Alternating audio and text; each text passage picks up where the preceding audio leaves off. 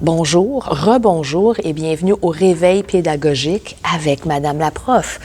Mon collègue m'a apporté un café ce matin. Un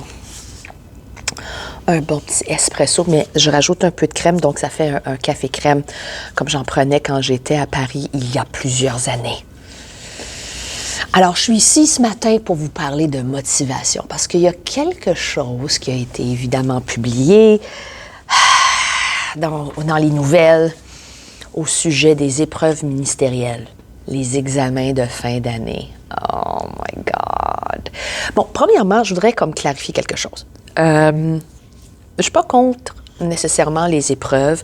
J'aime pas l'idée des examens, j'aime pas l'idée des épreuves parce que un examen, dans le contexte, dans les circonstances où ils sont donnés en ce moment, n'est pas un véritable reflet de l'apprentissage d'un élève, ne reflète pas ce qu'un élève a appris, mais plutôt ce qu'il peut régurgiter. Okay? C'est stressant, c'est anxiogène, c'est tout ce qui n'est pas l'apprentissage et l'enseignement.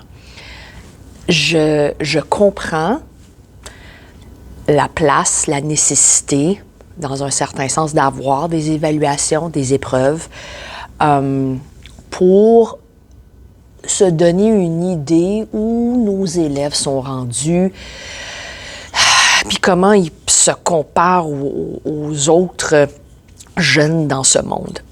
Mais, puis aussi, comme pour se donner une idée si on est capable d'atteindre un certain but, mais à la fin de ton parcours, il ne devrait pas y avoir nécessairement un test comme c'est présenté en ce moment pour évaluer ce que tu as appris. Parce que l'apprentissage continue constamment, là. On est des apprenants toute notre vie, puis si on se dit, j'ai fini d'apprendre, c'est parce que tu n'as pas vraiment compris la vie, hein? C'est parce que la vie, c'est une série d'apprentissages, je fais juste dire, OK? Donc, le ministère, cette année, remet la pondération à 50% pour les épreuves ministérielles, genre l'examen de sciences, histoire, maths en secondaire 4, si je ne me trompe pas, et français en secondaire 5. OK. Puis, là évidemment, j'ai pas des trucs magiques pour faire le montage, là, parce que j'aime pas faire du montage. Puis, je suis poche au montage d'une vidéo. Je suis en train de lire l'article que j'ai mis à l'écran ici. Et en ajoutant un petit facteur motivation, vu la haute pondération, les résultats seront encore peut-être plus élevés l'an prochain, dit Nicole Monet. C'est parce que les élèves sont stressés. OK, je fais juste dire. Les élèves sont stressés. Les élèves trouvent que l'importance que nous mettons sur... Puis là, quand je dis nous, là, je parle pas juste des profs, je parle de la société en général, OK? Sur les chiffres, les résultats, les notes. Ça crée beaucoup de stress, ça crée beaucoup d'anxiété. Ça les fait paniquer quand ils ont comme un 72. Puis 72, là, c'est correct, c'est pas vilain, mais pour eux, pour réussir dans la vie, il faut avoir 90, 95 ou plus. 80, 85, c'est pas assez. Et de raison, OK? La moyenne qui est exigée dans certains cégeps pour certains programmes, c'est 85 ou plus. Okay? Puis si tu es en bas de 85 ou si tu as 85, c'est pas assez. Donc, surtout pour les programmes contingentés.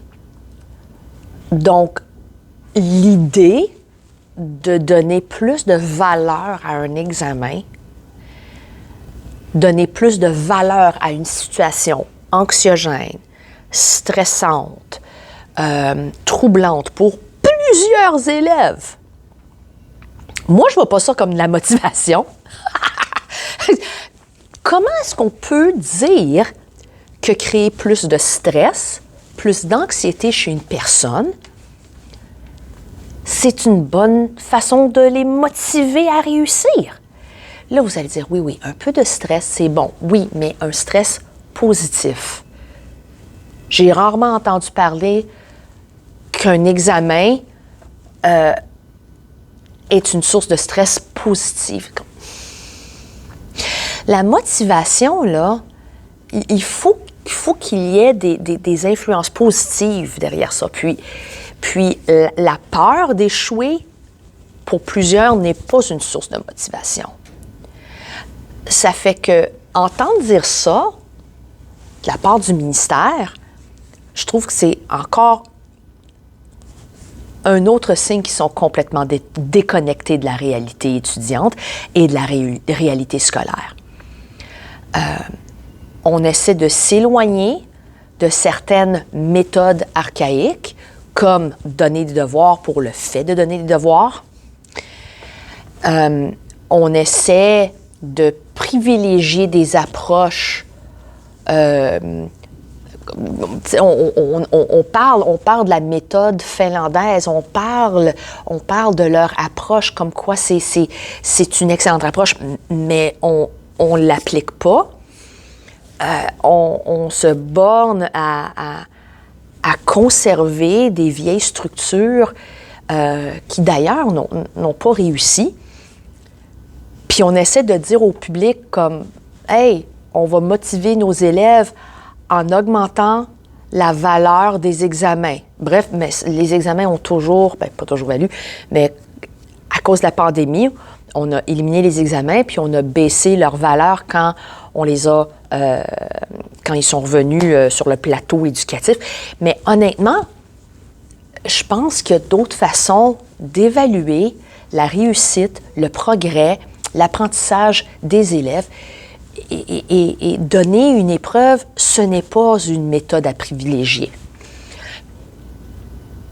Puis peut-être si on disait aux élèves, « Hey, l'examen va juste valoir 20 %, on va juste voir c'est comment pour toi. » Je pense que ça pourrait encourager certains élèves à ne pas décrocher. Parce qu'il y a quand même un autre taux de décrochage. Puis je me demande à quel point c'est l'idée d'avoir un examen qui décourage les jeunes et qui les font décrocher. Il y a certainement plein d'autres facteurs qui poussent un élève à décrocher, mais je me demande où se situent les examens, la présence des examens, la valeur des examens dans leur liste de raisons pourquoi ils ont décroché. Fait que c'est ça. Honnêtement, quand j'ai lu ça la semaine passée, j'étais un peu désolée. Je savais qu'on allait remonter la valeur des examens à 50 % comme ce l'était il y a 4 ans.